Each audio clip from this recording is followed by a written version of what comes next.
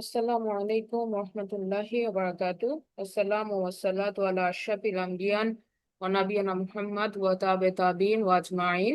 রব্বি ইশরাহ লি সাদরি ওয়া ইয়াসসির লি আমরি ওয়াহলুল উকদাতাম মিন লিসানি ইয়াফকাহু কওলি। রব্বি জিদনি ইলমা, রব্বানা জিদনা ইলমা, রব্বানা জিদনা ইলমা। আলহামদুলিল্লাহ, আমরা সূরা কালাম স্টার্ট করেছি ইনশাআল্লাহ লাস্ট ক্লাস থেকে। আজকে আমরা আয়াত নাম্বার 1 নিয়ে আলোচনা করব। আল্লাহর সাহায্য চাই সেজন্য। আমরা দেখেছিলাম লাস্ট ক্লাসে যে সূরা মুলকের সাথে সূরা কালাম একটা ফ্লো আছে, সাবজেক্টের একটা ফ্লো আছে। তো এখানে শুরুতেই আমরা দেখি যে কিছু, যখন আমরা দেখি যেমন সূরা বাকারাতে আমরা দেখেছি যে আলিফ লাম মিম এভাবে কিছু লেটার দিয়ে আমাদের সূরাগুলো, অনেকগুলো সূরাতে এই প্যাটার্নটা আছে যে শুরু হচ্ছে। তো এখানে আমরা জানি যে এই হরফগুলা বলতে কি, এগুলা হচ্ছে এক একটা অ্যালফাবেট। এই হরফগুলা হচ্ছে এক একটা অ্যালফাবেট, এবং এগুলার আলাদাভাবে কোনো শব্দার্থ নাই বা কোনো মিনিং আলাদাভাবে নাই।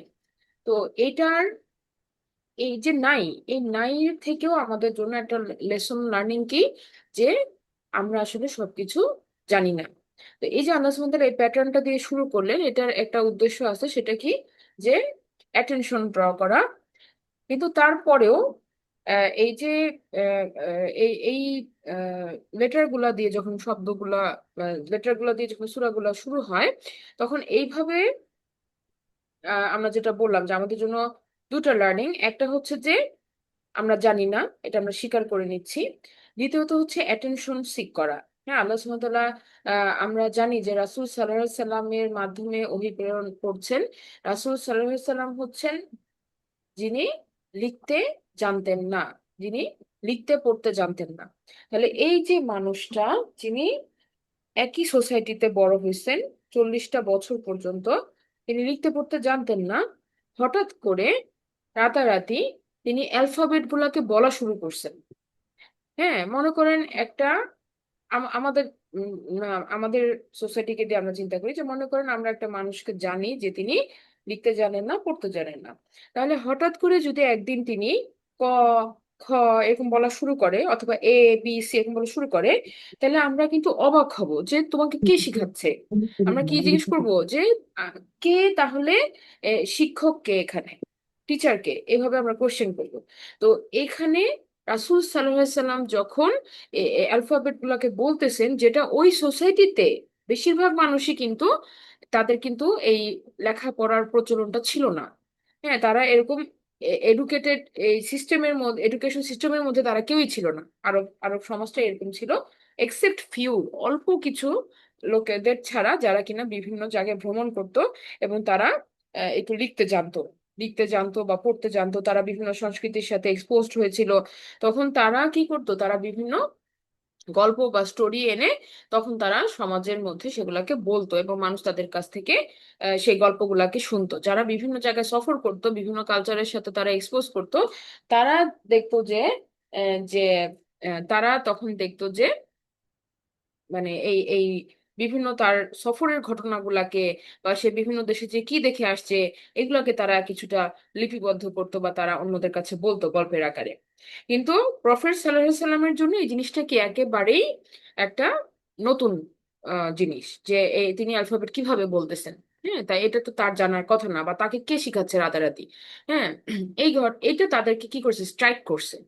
যারা first listener, receiver of this message, তাদেরকে কি করেছে, এই ব্যাপারটা তাদেরকে বিস্মিত করেছে, এবং তারা আকর্ষিত হয়েছে কথাটা শোনার জন্য, যে এরপরে উনি কি বলতেছেন। এটা হচ্ছে পারপাস। এখন তারপরেও আমরা যদিও বলতেছি যে এই হরফগুলার কোনো মিনিং পার্টিকুলারলি নাই, কিন্তু তারপরেও সময়ে সময়ে মুফাসসিরিন কেরামগণ কিন্তু কি করেছেন, এগুলাকে চিন্তা করেছেন, বুঝার জন্য চেষ্টা করেছেন যে কেন এই পার্টিকুলার লেটারটা এখানে ইউজ হয়। তো এখন আমরা আমরা সাধারণভাবে এইটুকু ইনফরমেশনই আমরা সাধারণভাবে ধরে নিচ্ছি, বাট তারপরেও যেহেতু এখানে আলোচনা করেছেন, আমরা আমরা আপনাদের বলেছি যে আমি ওস্তাদ ওমান আলী খানের লেকচার থেকে আমি আপনাদেরকে বলতেছি। তো ওস্তাদ যেটা বলেছেন আমি আপনাদের সাথে একটু শেয়ার করি, সেটা হচ্ছে যে নুন যদি আমরা পার্টিকুলারলি অ্যাজ এ লেটার আমরা প্রনাউন্স করি, তাহলে শেষে সুকুন দিয়ে আমরা পড়ি নুন। হ্যাঁ, কিন্তু যদি এটাকে কন্টিনিউয়াস আয়াতের সাথে পড়া হয় তখন কি হবে, নুন এভাবে পেশ দিয়ে আসবে।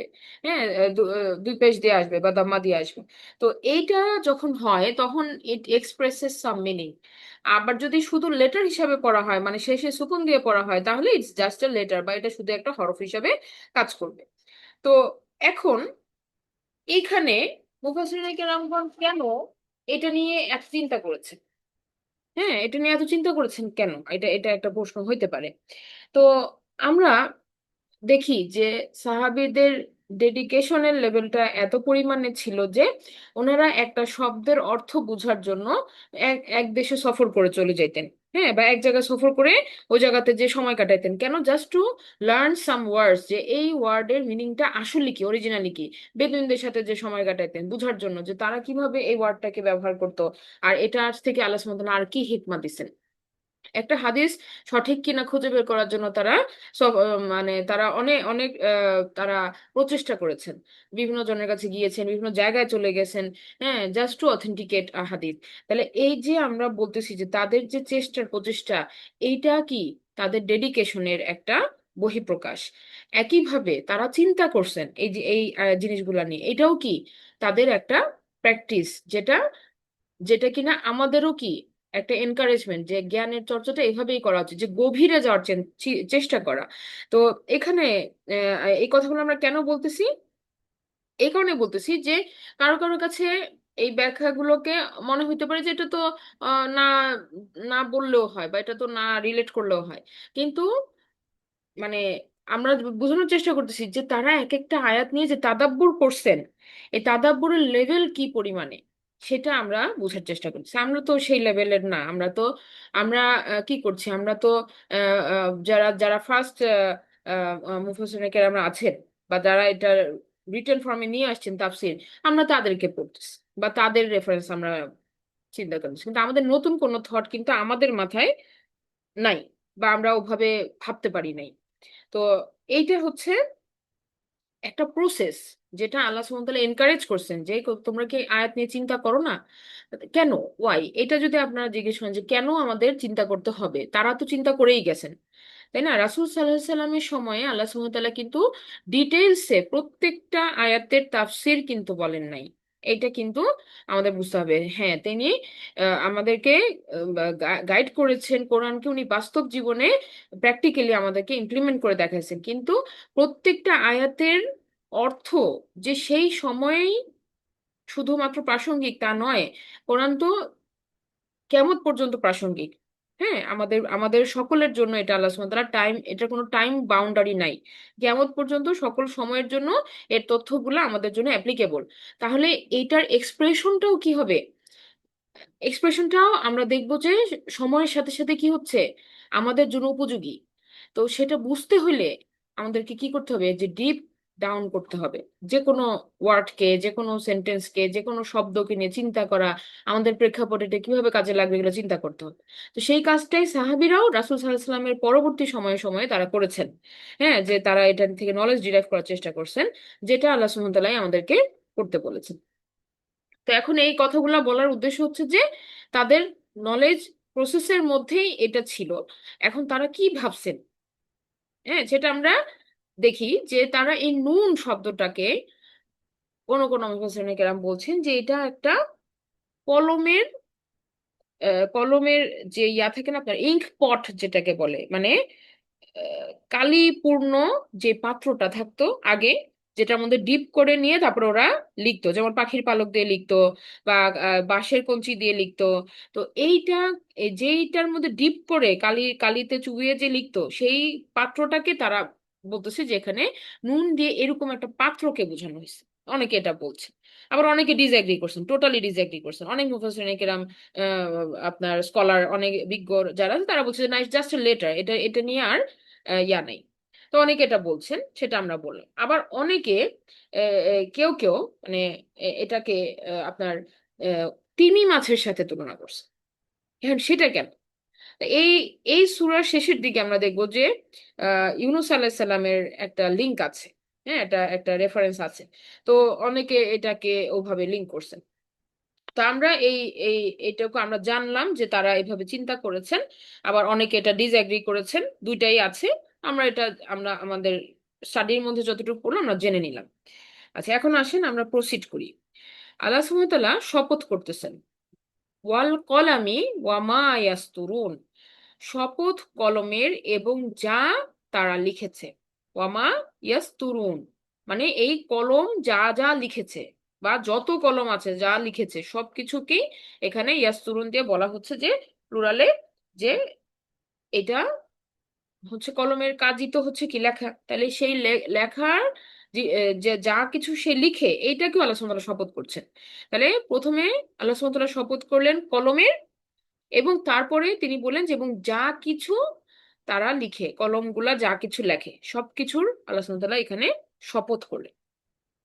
আচ্ছা, এখন আমরা আরেকটু চিন্তা করি যে এই যে আল্লাহ সুবহানাহু ওয়া তাআলা কলমের কথা বললেন, এই এই এই সূরাটাকে আমরা মনে আছে কিনা গত ক্লাসে আমরা বলতেছিলাম যে সূরা আলাক হচ্ছে আপনার প্রথম 5 আয়াত, সূরা আলাকের হচ্ছে ফার্স্ট রেভিলেশন, এরপরে কিন্তু সূরা কালাম আসছে। হ্যাঁ, তাহলে ওই সূরা আলাকের প্রথম 5 আয়াতে আমরা কি দেখি, আল্লাহ সুবহানাহু ওয়া তাআলা কিন্তু কলমের কথা বলেছেন, কলমের কথা বলেছেন। যে আহ, যে ওখানে এখানে আল্লাহ সুবহানাহু কি বলেছেন যে কলম দিয়ে আল্লাহ সুবহানাহু ওয়া তাআলা মানুষকে শিখান। এই বলতে দেখি, এখানে আমরা একটু বলি,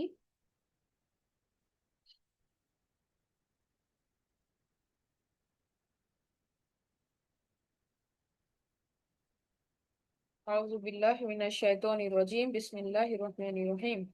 ইকরা বিসমি রাব্বিকাল্লাযী খালাক, পড়ুন আপনার প্রভুর নামে যিনি সৃষ্টি করেছেন। খলাকল ইনসানা মিন আলাক, তিনি মানুষকে জমাট বাঁধা রক্ত থেকে সৃষ্টি করেছেন। ইকরা ওয়া রব্বুকাল আকরাম, হ্যাঁ আপনি পড়ুন, এবং ইকরা ওয়া রব্বুকাল আকরাম, এবং আপনার রব হচ্ছে অত্যন্ত দয়ালু, অত্যন্ত দয়ালু, আল আকরাম। আল্লাজি আল্লামা বিল কলাম, যিনি শিক্ষা দিয়েছেন কিসের সাহায্যে, কলমের সাহায্যে। আল্লাজি আল্লামা বিল কলাম, আল্লামাল ইনসানা মা লাম ইয়ালাম, তিনি মানুষকে এমন জিনিস শিক্ষা দিয়েছেন যা তারা জানতো না। তাহলে আমরা সূরা আলাকের এই যে প্রথম 5টা আয়াত পড়লাম, এখানে আমরা দেখলাম যে আল্লাহ সুবহানাহু ওয়া তাআলা কলমের কথা বলেছেন। আবার আমরা বলতেছি যে সেকেন্ড রেভিলেশন যেটা সূরা কালাম, যেটা সেখানেও আল্লাহ সুবহানাহু ওয়া তাআলা কলমের শপথ করেছেন। তাহলে এখানে মুফাসসিরিনে কেরামরা বলতেছেন যে this is the same pen, this is the same pen that has been talked about, যেটা সূরা আলাকে যে কলম নিয়ে কথা বলা হয়েছে সেই কলমকেই আল্লাহ সুবহানাহু ওয়া তাআলা আবার এখানে শপথ করতেছেন। কেউ কেউ বলেছেন এটা হচ্ছে সেই একই কলম যা লিখে। তো এখন এটা আল্লাহ সুবহানাহু ওয়া তাআলার আদেশে লিখে, এটা আছে যে আল্লাহ সুবহানাহু ওয়া তাআলা যেমন কোরআন রিটেন ফর্মে লাউহে মাহফুজে সংরক্ষিত আছে, তো এটা আল্লাহ সুবহানাহু ওয়া তাআলার আদেশে সে লিখেছে, কলম লিখেছে। আবার একই সাথে কি আল্লাহ সুবহানাহু ওয়া তাআলা বলছেন যে তিনি মানুষকেও কলম দিয়ে শিখান। তাহলে মানুষের মধ্যে কি কলমের ব্যবহার আছে। তো এই যে এই কলমটা একটা হচ্ছে যে সকল কলম, সকল কলম আল্লাহ সুবহানাহু ওয়া তাআলা এখানে আল কলম বলতে সকল কলমকে বুঝাইছে, হ্যাঁ যা কিছু তারা লিখে। আরেকটা হচ্ছে আমরা বলতেছি যে যে একই কলম যেটার মাধ্যমে আল্লাহ সুবহানাহু ওয়া তাআলা মানুষকে শিক্ষা দিয়েছে। সো কোরআন মানুষের জন্য এজ এ গাইডলাইন, তাহলে কোরআন অবশ্যই কি লিখিত হয়েছে কলমের মাধ্যমে। তাহলে এখানে কিন্তু আমরা যেটা বুঝতেছি যে ফার্স্ট কি নলেজ, আমরা যেটা জানতাম না সেটা আল্লাহ সুবহানাহু ওয়া তাআলা আমাদেরকে জানিয়েছেন। তাহলে গায়েবের নলেজ আমরা কোথা থেকে জানি, আমরা ওহির মাধ্যমে জানি, আমরা কিতাবের মাধ্যমে জানি। তাহলে এই কিতাবও কি একটা লিখিত ফর্মে আছে লাউহে মাহফুজে, তারপরে ওরাল ফর্মে ট্রান্সমিটেড হয়েছে রাসূল সাল্লাল্লাহু আলাইহি সাল্লামের কাছে। তাহলে এই সকল ইনফরমেশন কিন্তু শুরু হয়েছে কিভাবে, একটা রিটেন ফর্মে, যেটা আমরা দেখি যে কলমের মাধ্যমে শুরু হয়েছে। আর এরপরে আমরা যদি মানুষের জ্ঞানের বিস্তারটা দেখি যে মানুষ কিভাবে জ্ঞান চর্চা করে, আমরা পূর্ববর্তী জ্ঞানের উপরে ভিত্তি করে, বেস করে আমরা পরবর্তী জ্ঞান আহরণ করি। হ্যাঁ, এটা আমাদের আল্লাহ সুবহানাহু ওয়া তাআলার দেওয়া এই কলমের মাধ্যমে আমরা করে থাকি। যেমন মানুষ যখন কোনো কিছু নিয়ে চিন্তা গবেষণা করা শুরু করলো, তারা যদি সেগুলা ডকুমেন্ট করে না রাখতো তাহলে পরবর্তীতে যে ব্যক্তি কাজ করবে তাকে আবার কিন্তু স্ক্র্যাচ থেকে শুরু করতে হতো, জিরো থেকে শুরু করতে হতো। কিন্তু আমরা কি করতে পারছি, আমরা ইমপ্রুভ করতে পারি বা আমরা মডিফাই করতে পারি কিসের উপরে বেস করে? আমাদের প্রিভিয়াস নলেজের উপর বেস করে। আর এটা সম্ভব হয়েছে একমাত্র কলমের দ্বারা ডকুমেন্টেশন হয়েছে দেখে। হ্যাঁ, তো এখানে আমাদের মূল থিমটা কি? যা কিছু ডকুমেন্টেড, এই ডকুমেন্টেশন প্রসেসটা আল্লাহ সুবহানাহু ওয়া তাআলা কিন্তু অন্য কোনো সৃষ্টিকে দেন নাই। যেমন আমরা যদি সিম্পল ভাবে বলি যে একটা পাখি, সে বাসা বাঁধে, তা সেই পাখির বাসা বাঁধার যেই আর্কিটেকচারাল যেই জ্ঞানটা আছে, যে একটা পাখি যে নিখুঁত ভাবে যে তার বাসাটা তৈরি করতেছে, এই জ্ঞানটা সে তার সন্তান তাকে দেখে শিখতেছে, দেখে শিখতেছে। কিন্তু সে কিন্তু এটা কি করতেছে না, ডকুমেন্ট করতে পারতেছে না। এবং এবং এই একই রকমের ভাবে তারা কিন্তু জেনারেশন আফটার জেনারেশন বাসা বানায় যাচ্ছে। কিন্তু তাদের সেই বাসার বানানোর মধ্যে কিন্তু কি নাই, কোনো আর মডিফিকেশন নাই, কোনো ইমপ্রুভমেন্ট নাই। ওইটাই কিন্তু তারা ফলো আপ করতেছে জেনারেশন আফটার জেনারেশন। কিন্তু আমরা মানুষরা কি করেছি, আমরা এক সময় আমরা দেখেছি যে মানে কুটির ঘরের প্রচলন ছিল, মাটির ঘরের প্রচলন ছিল। আস্তে আস্তে এগুলা কি হয়েছে, ইনফ্রাস্ট্রাকচার চেঞ্জ হয়েছে। হ্যাঁ, মানুষ এখানে ডিজাইন মডিফাই করতেছে, মানুষ এখানে আরো বেশি ইনোভেটিভ আইডিয়া নিয়ে আসতেছে। তাহলে এই যে এই অল্টারেশন করা, ইমপ্রুভ করা, বেটার করা, এগুলো পসিবল হয়েছে কিসের মাধ্যমে? কারণ তারা প্রিভিয়াসলি কি করে গেছে, একজন লিখে গেছে, পরবর্তী জন সেখান থেকে আরো বেটার আইডিয়া দিয়ে সেটাকে মডিফাই করছে। তাহলে পুরা এই যে আমরা যে বর্তমানে যেই সায়েন্স টেকনোলজির উপর দাঁড়িয়ে আছি, সবটাই কিন্তু কলমের ফলাফল। সবটাই হচ্ছে কিসের ফলাফল? পূর্ববর্তী নলেজের বেসিসে আমরা দাঁড়িয়ে আছি। তাহলে এইটা সবটাই ডকুমেন্টেশন হয়েছে কলমের মাধ্যমে। কেউ বলতে পারেন যে টাইপ করছে, print, that is also a form of documentation, সেটাও ডকুমেন্টেশন হয়েছে। হ্যাঁ, এখন বর্তমানে আমরা যেটা দেখি যে আপনার সফট কপি যেগুলা, বা আপনার যে কম্পিউটারাইজড যে ফর্মগুলা, সেগুলোও কিন্তু কি এই কলমের আন্ডারই, মানে ডকুমেন্টেশন প্রসেসের আন্ডারেই। হ্যাঁ, এটা এটা যে হ্যান্ড রিটেন ফর্মই এখন তা না, বরং এই আল্লাহ সুবহানাহু ওয়া তাআলা যা শপথ করছেন কলমের বলতে, সেটা এভরি ডকুমেন্টেশন প্রসেসকেই বোঝানো হচ্ছে। তাহলে এটা কিন্তু আমরা বুঝি যে, আমরা বলছি না যে কোরআনের জ্ঞান হচ্ছে কিসে পর্যন্ত, কিয়ামত পর্যন্ত ভ্যালিডেট। এটা আল্লাহ সুবহানাহু ওয়া তাআলা এইভাবে আমাদের জন্য দিয়েছেন। তাহলে এই কলম বলতে পূর্বের এবং ভবিষ্যতের সকল ডকুমেন্টেশন প্রসেসকে এখানে বোঝানো হচ্ছে। আচ্ছা, এখন আমরা দেখি যে আল্লাহ সুবহানাহু ওয়া তাআলা বললেন ওয়াল কলাম, কলমের শপথ, ওয়ামা ইয়াসতুরুন, যা কিছু তারা লিখেছে। তো যখন এই কথাটা কুরাইশরা শুনতেছেন, মানে যারা মক্কার বুকে প্রথম রিসিভার, ওহী যারা শুনতেছেন, প্রথম শুনতেছেন রাসূল সাল্লাল্লাহু আলাইহি ওয়াসাল্লামের মুখে, তারা কি ভাবতেছে, তারা কলম থেকে কি ভাবতেছে? তাদের মধ্যে আমরা বলেছি অলরেডি শিক্ষার প্রচলন সেভাবে ছিল না, এরকম লাইব্রেরি ছিল না, বই খাতা ছিল না, গুটি কয়েক মানুষ হয়তো লিখতে জানতেন। তাহলে এই যে তাদের মধ্যে যখন এই এই আল্লাহ আল্লাহ রাসূলের মুখ নিঃসৃত এই কথাটা তারা শুনলেন, তখন তাদের মধ্যে প্রথমেই দুইটা গ্রুপের কথা মাথায় আসছে তাদের, যাদেরকে তারা কি ভাবে, যাদেরকে তারা অনেক বেশি জ্ঞানী পণ্ডিত ভাবে। তারা কারা? তারা হচ্ছে, এক হচ্ছে জিউইশ যারা, ইহুদি যারা, ইহুদিরা, ইহুদিদেরকে তারা চিনছে কিভাবে? বিভিন্ন কাফেলাতে যখন তারা ব্যবসার জন্য যাইতো, তারা ইহুদিদের সাথে তাদের ডিল হইতো, বা তারা দেখেছে, এই এই এই একটা ভাবে তারা ইহুদিদের সম্পর্কে জানতো যে এরা তো আহ এরা অনেক জ্ঞান চর্চা করে, ইহুদিরা অনেক জ্ঞান চর্চা করে, highest intellect of that time, even today, এখন পর্যন্ত। তো এখন এই যে জিউইশদের যে জ্ঞানের চর্চা, এটা কি কিভাবে বলা হয়েছে? যে তাদের হাতে সারাক্ষণ কালি লেগে থাকতো, তারা এত লেখালেখি করতো, এত তাদের মানে নলেজ ছিল সমস্ত জিনিস সম্পর্কে, তারা খুবই স্টাডি করতো আর কি। তো তাদের এই প্যাটার্নটা থেকে তাদেরকে সবচেয়ে বেশি তখন জ্ঞানবান বলা মানে কুরাইশরা ভাবতেছে যে এটা হচ্ছে যাদের মধ্যে তারা কলমের ব্যবহার দেখেছে। আর দ্বিতীয়ত হচ্ছে তাদের সমাজে থাকা গুটি কয়েক ব্যক্তি যারা কিনা এই যে লিখতে জানতো। হ্যাঁ, আমরা প্রথমেই যাদের কথা বললাম যে তারা মানুষদেরকে গল্প শোনাইতো, বিভিন্ন শহর তারা যে ভ্রমণ করেছে সেখানের স্টোরি গুলা নিয়ে এসে তারা বলতো। তো তারা সমাজের মধ্যে খুবই পণ্ডিত বা অনেক নলেজেবল জ্ঞানী হিসাবে তারা পরিচিত ছিল। তো এই যে দুইটা গ্রুপের কথা কুরাইশদের মাথায় আসছে, হ্যাঁ, যাদেরকে তারা ভাবতেছে যে দে আর দ্য মোস্ট ইন্টালেক্ট, সবচেয়ে বেশি জ্ঞান রাখে তারা, এইটা একটা ধারণা। আর এখন তারা দেখতেছে হঠাৎ করে যে রাসূল সাল্লাল্লাহু আলাইহি সাল্লাম, রাসূল সাল্লাল্লাহু আলাইহি সাল্লাম তাদের সামনে এই জ্ঞানটাকে নিয়ে আসছে, তিনি বলতেছেন, লেটার বলতেছেন।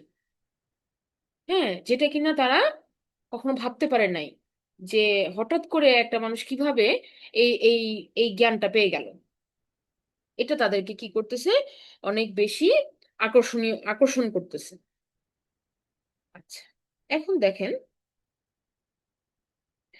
আমরা যেই সময়টার কথা আমরা এখন মানে বললাম যে শুরু হয়েছে, যেই সময়ে ওহী নাজিল শুরু হয়েছে, বা ওই সময় পারিপার্শ্বিকতা আমরা যেটা বললাম যে আহ, যে তেমন লেখালেখির প্র্যাকটিস ছিল না, এটা একটা।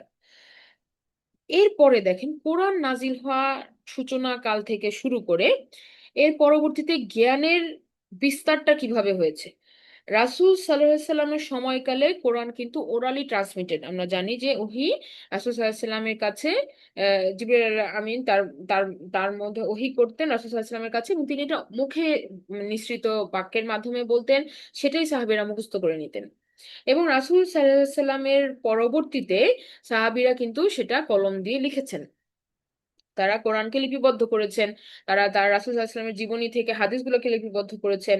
তো এই যে ট্রান্সমিশন শুরু হইলো নলেজের, এই এই যে কলমের মাধ্যমে কোরআনের ট্রান্সমিশনটা শুরু হইলো, এরপরে এই কোরআনের জ্ঞানটা কিন্তু পৌঁছায় গেল কোথায়, সাহাবীদের মাধ্যমে পারস্যে পৌঁছায় গেল, রোমান সাম্রাজ্যে পৌঁছায় গেল, এরপর আপনার এই যে ভারতীয় উপমহাদেশে চলে আসলো।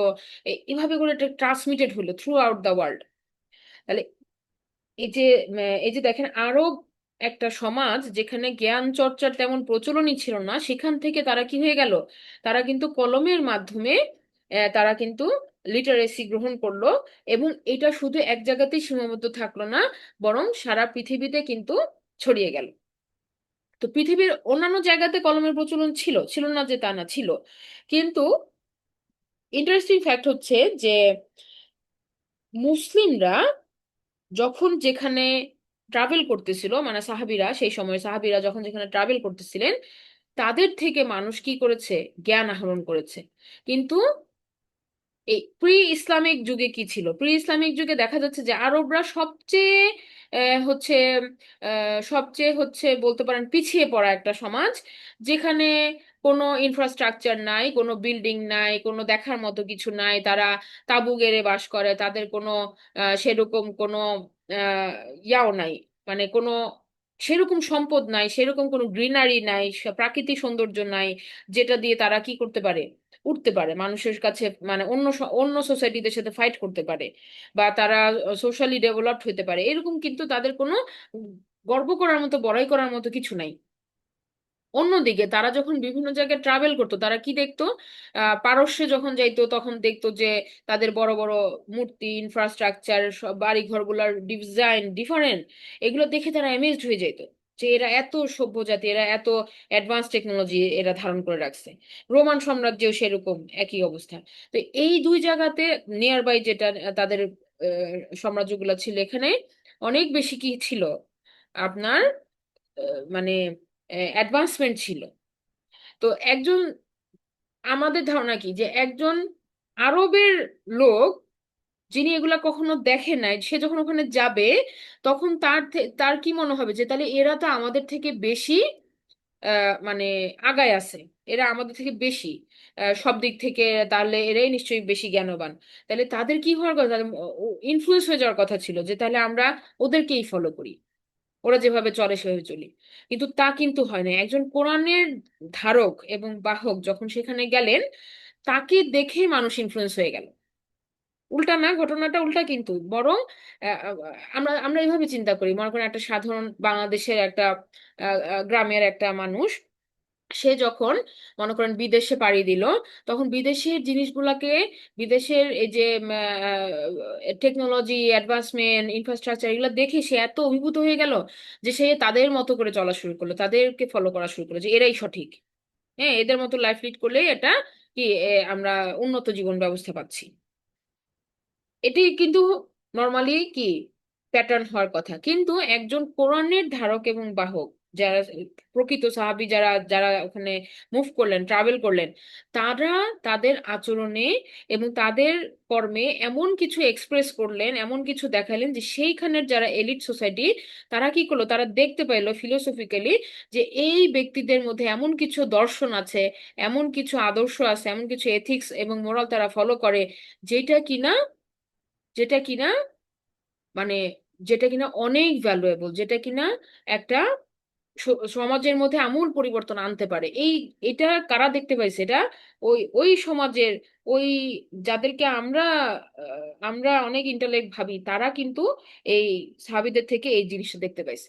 এবং তখন তারা বরং উল্টা কি হয়েছে, রিভার্স হয়ে গেছে, তারা আসছে জ্ঞান চর্চার জন্য এখানে, তারা আসছে জ্ঞান শিখার জন্য এই সাহাবীদের কাছে। এবং তারা ইসলামের ছায়াতলে আসছে, ইসলামকে একসেপ্ট করেছে, কোরআনকে স্টাডি করেছে। তাহলে বুঝুন পাওয়ার অফ কোরআনটা এরকমই। তাহলে আমরা বর্তমানে এই সিনারিওটা দেখি না কেন? কারণ আমরা কি করেছি, আমরা আসলে কোরআনের জ্ঞানকে আমরা ধারণ করতে পারি নাই এবং বহন করতে পারি নাই। এটা আমাদের ফেলিওর। হ্যাঁ, যেমন ওমর রাদিয়াল্লাহু আনহু কি বলে গেছেন, উনি বলছেন যে মুসলিমের গর্বের বিষয় হচ্ছে তার কোরআন। মুসলিমের জন্য গর্বের বিষয় হচ্ছে কি, যে সে তার মানে কোরআনের জন্য সে গর্বিত হবে, এবং সে যেখানেই যাবে সম্মান পাবে সেটা কোরআনের জন্য পাবে। কোরআনকে যে মানে ক্যারি করবে, সে আল কোরআনের সম্মানের কারণে সম্মানিত হবে। আর তা যদি না হয় তাহলে সে কি, সে কোরআনকে আসলে সঠিকভাবে ধারণ করতে পারে নাই। তাহলে আমাদের অবস্থাটা কিন্তু এখন এরকমই হয়ে গেছে, যে আমরা অন্যদেরকে আমরা আমাদের মাথার উপরে স্থান দিয়েছি, আর কোরআনকে আমরা কি করেছি, আহ সঠিক তার মর্যাদাটা দেই নেই। তো যার কারণে আজকে সিনারিওটা উল্টা হয়ে গেছে। হ্যাঁ, আমরা মুসলিম হওয়ার পরও আমরা আমাদের যোগ্য সম্মানটুকু আমরা রিসিভ করতে পারতেছি না। আচ্ছা, এখন আমরা যেটা বলছিলাম যে সেই সমাজে এই পরিবর্তনটা কিভাবে আসলো। কোরআন নাজিল হওয়ার পর থেকে দেখা গেল যে এই জ্ঞান চর্চাটা শুধুমাত্র একটা গ্রুপ অফ পিপলের কাছে লিমিটেড না। যেমন পূর্ববর্তীতে আমরা দেখতাম যে ধর্মীয় জ্ঞান পর্যন্ত, ধর্মীয় জ্ঞানও যদি হয়, মানুষ, সকল মানুষই তো ধর্ম চর্চা করতো, কিন্তু সেই ধর্মর জ্ঞানটাও কিন্তু তারা কিছু কিছু মানুষের মধ্যে রেস্ট্রিক্টেড রাখতো, ব্লক করে রাখতো। সবার জন্য, সাধারণ মানুষের জন্য কিতাব ধরা, কিতাব পাঠ করা এলাও ছিল না। বিভিন্ন সমাজে, সোসাইটিতে, খ্রিস্টান সমাজেও সেটা ছিল, যে যারা পপ তাদের মধ্যে এটা লিমিটেড ছিল। আবার ইহুদিদের মধ্যে যারা রাবাই, তাদের মধ্যেই এই জ্ঞান চর্চাটা লিমিটেড ছিল। তারা সাধারণ মানুষকে অ্যাক্সেস দিত না, বলতো যে তোমাদের বুঝতে হবে না, আমরা যেটা বলি সেটাই ফলো করবা। এটা এভাবে তারা সাধারণ মানুষের কাছ থেকে এটা ব্লক করে রাখছিল। কিন্তু আল কোরআন এইভাবে মানুষের মধ্যে জ্ঞানটাকে ইনফ্লুয়েন্স করলো যে এখানে যে কেউ, যে কারো কাছ থেকে শিখতে পারে, যে কেউ সরাসরি কোরআন পড়তে পারে, অ্যাক্সেস করতে পারে। এবং এখানে একজন সাধারণ ব্যক্তিও আরেকজন ব্যক্তির শিক্ষক হইতে পারে, একজন আরেকজনের শিক্ষক হতে পারে, একজন আরেকজন থেকে শিখতে পারে, একজন আরেকজনকে পড়ে শোনাইতে পারে, যে কেউ কোরআনকে অ্যাক্সেস করতে পারে। তাহলে এই যে ডেমোক্রেসি অফ অফ লিটারেচার, এটা যে শুরু হলো কোরআনের মাধ্যমে, এই জিনিসটা ব্যাপকভাবে বিস্তার লাভ করলো এবং সবাই লিটারেসি নেওয়া শুরু করলো, সবাই জ্ঞান আহরণ করা শুরু করলো। হ্যাঁ, মানে এখানে কোনো ব্যারিয়ার নাই, কেউ কারোর উপর প্রাধান্য নাই, সবাই একই।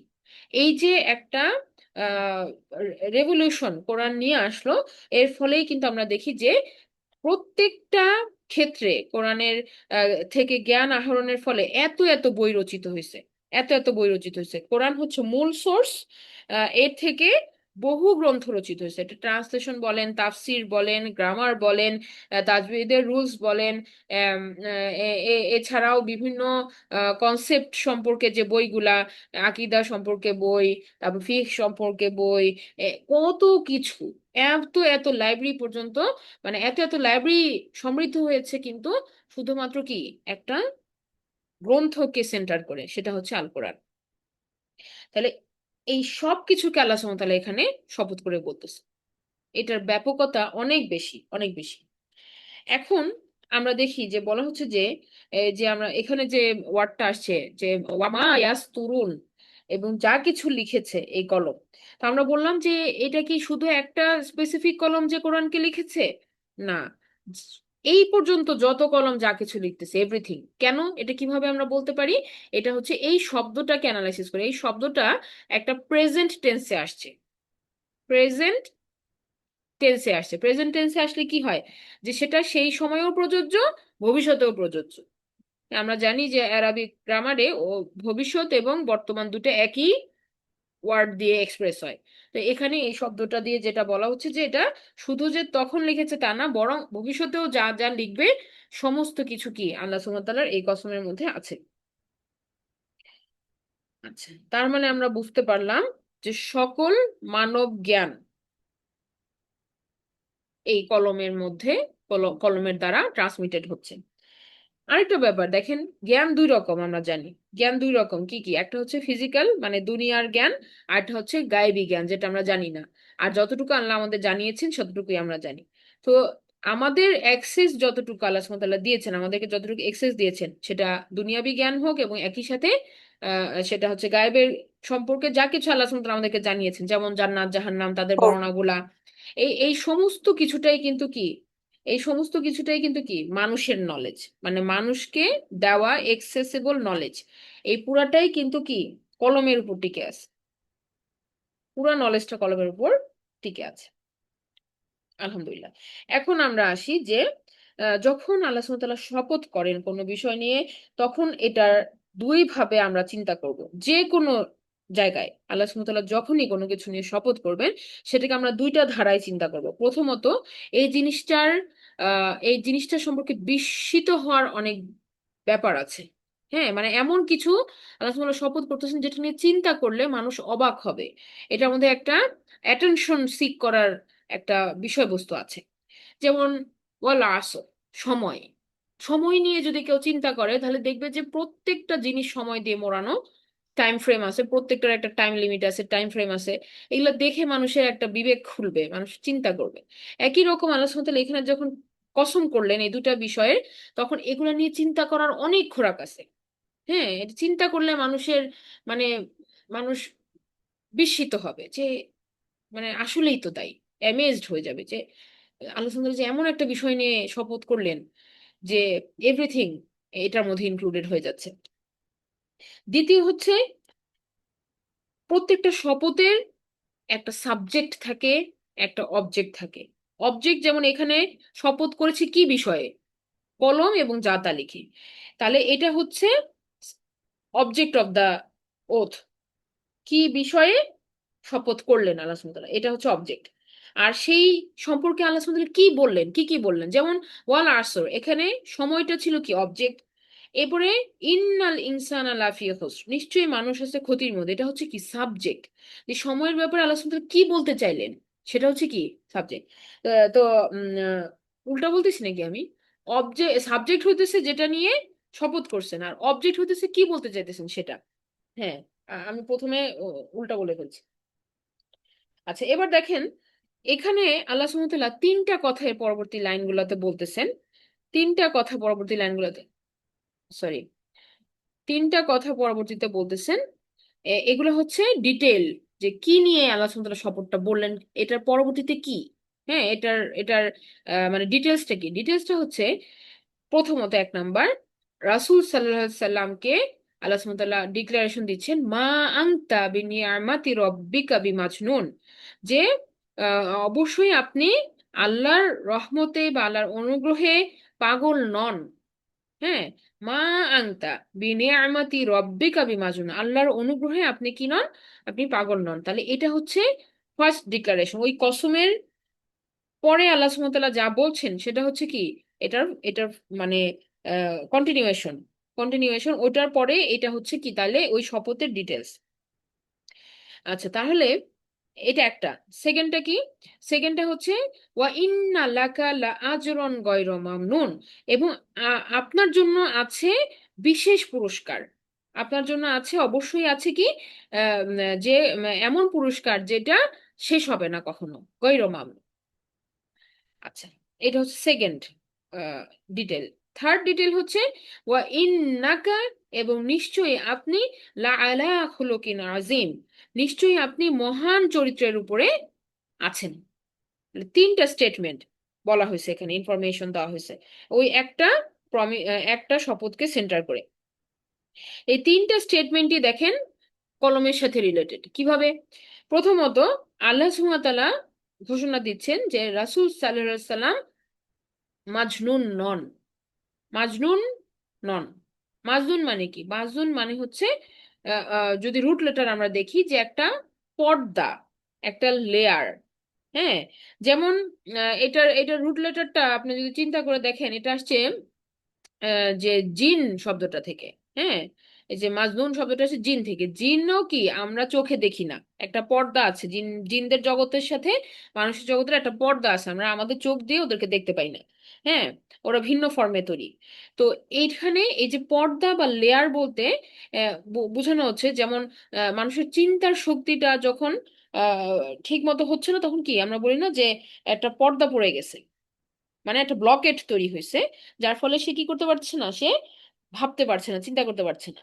তো আমরা সাধারণভাবে পাগল বলতে আমরা কি বুঝি? যে যে ব্যক্তির থিঙ্কিং প্রসেসটা সঠিক নাই, সে ঠিক মতো চিন্তা করতে পারতেছে না, কানেক্ট করতে পারতেছে না, কমিউনিকেশন করতে পারতেছে না, বা প্রসেস করতে পারতেছে না সোসাইটির সাথে।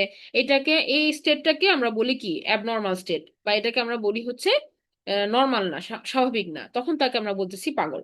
তাহলে আল্লাহ সুবহানাহু ওয়া তাআলা রাসূল সাল্লাল্লাহু আলাইহি সাল্লামের সম্মানকে অক্ষুণ্ণ রেখে বলতেছেন যে অবশ্যই আপনি পাগল নন। তাহলে এই কথাটা কে বলতো? এই কথাটা সমাজের, সোসাইটির যারা যারা অস্বীকারী, যারা রাসূল সাল্লাল্লাহু আলাইহি সাল্লামকে ডিনাই করতেছে, বিদ্রোহী যারা, তারা বলতেছে রাসূল সাল্লাল্লাহু আলাইহি সাল্লামকে, তার আশেপাশে মানুষেরা বলতেছে। হ্যাঁ, তো এখন আল্লাহ সুবহানাহু ওয়া তাআলা কিভাবে কলমের মাধ্যমে এটা এটা প্রুফ করলেন? আমরা কি বলেছি যে কোরআন থেকে কত সহস্র বই লিখিত হয়েছে, আর এই প্রত্যেকটা লেখা কি ডিক্লেয়ার করে? যে আল্লাহ রাসূল সাল্লাল্লাহু আলাইহি সাল্লাম হচ্ছেন কি শেষ নবী এবং বাহক। তাহলে যখন আমরা তাকে রাসূল হিসেবে স্বীকারোক্তি দিচ্ছি, তখন কি আমরা তো এটাই বলতেছি যে তিনি পাগল নন, বরং তার কথাটাই আমরা মেনে নিচ্ছি। তাহলে কি যা কিছু লেখা হইতেছে কোরআন থেকে, বা কোরআন থেকে পরবর্তীতে যা নলেজ আমরা পাচ্ছি, প্রত্যেকবারই আমরা যখন এখান থেকে ইনফরমেশন নিচ্ছি, হাদিস আমরা পড়ছি, আমরা কোরআন থেকে পড়ছি, তাফসির আমরা পড়ছি, আমরা ফলো করতেছি কোরআনকে, কিয়ামত পর্যন্ত আমরা কি বলতেছি? তাইলে রাসূল সাল্লাল্লাহু আলাইহি সাল্লামের কথাটা কোনোভাবেই কি অযৌক্তিক নয়, তিনি পাগল নন। It's a proof. এই সমস্ত কিছু হচ্ছে কি প্রুফ। কিয়ামত পর্যন্ত যারাই আমরা কোরআন পড়তেছি, আমরা এটা প্রুফ প্রুফ দিচ্ছি যে আল্লাহ আল্লাহ রাসূল সাল্লাল্লাহু আলাইহি সাল্লাম পাগল নন। তাই এটাই আল্লাহ সুবহানাহু ওয়া তাআলা বলে দিচ্ছেন যে এই এই কলমটাই হচ্ছে একটা প্রুফ, যেটা রাসূল সাল্লাল্লাহু আলাইহি সাল্লামের সময়ে প্র্যাকটিস তেমন ছিল না, কিন্তু ওনার পরবর্তীতে সাহাবীদের মাধ্যমে আল্লাহ সুবহানাহু ওয়া তাআলা এটা স্টাবলিশ করছেন। আল্লাহ সুবহানাহু ওয়া তাআলা এইটাকে স্টাবলিশ করেছেন যে এই নলেজটা ডিসেমিনেট হবে থ্রু আউট দ্য ওয়ার্ল্ড, পুরো পৃথিবীতে এই নলেজটা ছড়িয়ে যাবে এই কলমের মাধ্যমে। এবং প্রত্যেকে তখন কি, যারা পড়বে সাক্ষী দিবে কি যে মা আনতা বিনিয়ামাতি রব্বিকা বিমালিক। আবার রবের অনুগ্রহে কি, এটা রবের অনুগ্রহ যে তিনি কলমের দ্বারা মানুষকে শিখাইছেন। আচ্ছা, এরপরে এরপরে দেখেন সেকেন্ড যেটা, যে ওয়া ইন্না লাকা লা আজরন গায়রা মামনুন, নিশ্চয়ই আপনার জন্য আছে এমন পুরস্কার যেটা কখনো শেষ হবে না। তাহলে আমরা জানি আমল নামা লেখা হয় কি কিসের মাধ্যমে? মালাইকারা লিখেন, কলমের মাধ্যমে। তারা লিখতেছেন, তারা ডকুমেন্ট করতেছেন। সো আমরা বলছি এটা কলম, বলছি যে কোনো টাইপ অফ ডকুমেন্টেশন। তাহলে এই যে মালাইকারা লিখছেন, আমরা জানি কিরামান কাতিবিন, যারা সম্মানিত লেখক।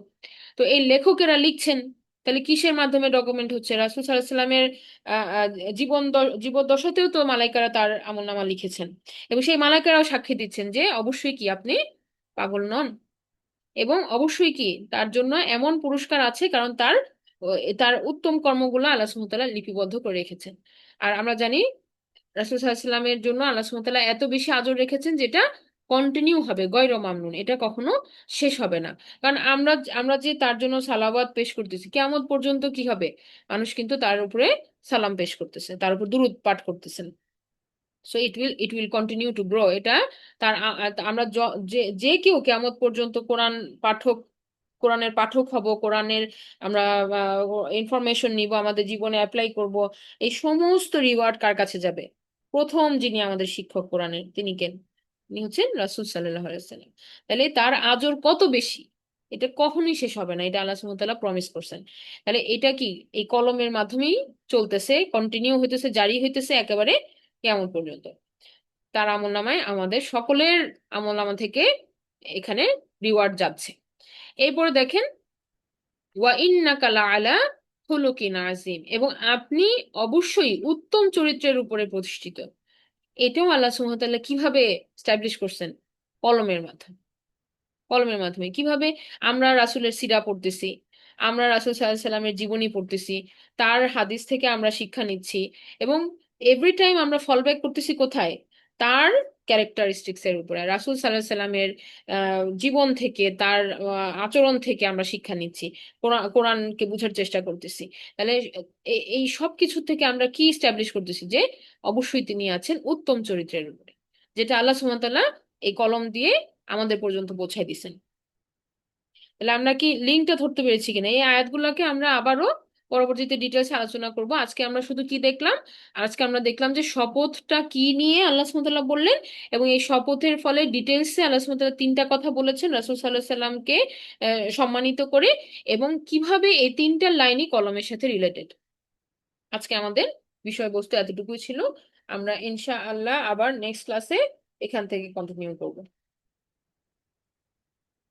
আমরা শেষ করছি, সুবহানাকা আল্লাহুম্মা ওয়া বিহামদিকা আশহাদু আল্লা ইলাহা ইল্লা আনতা আস্তাগফিরুকা ওয়া আতুবু ইলাইক। আসসালামু আলাইকুম ওয়া রাহমাতুল্লাহি ওয়া বারাকাতুহু। ওয়ালাইকুম